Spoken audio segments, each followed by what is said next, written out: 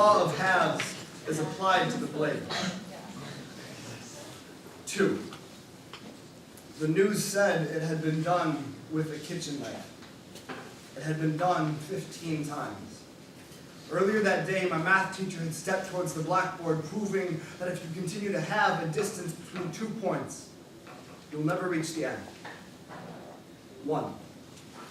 The next morning, I stood 2 feet from the door, and 1 foot, and 6 inches. Eventually, with only centimeters remaining, I gave up, deterred by the endless impossibility of getting through the day. Point 5. From the onset of forward motion, the knife must have been 2 feet from the first point of entry. I picture it then being 1 foot, then 6 inches. Point 25. Imagining the rule of halves applied to the blade, its point still hovers over his chest.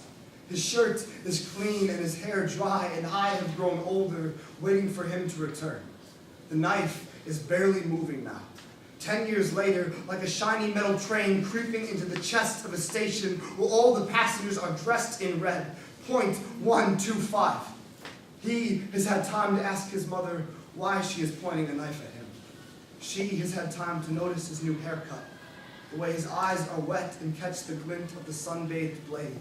She has had time to notice his clean shirt, which she would remember as having had been red.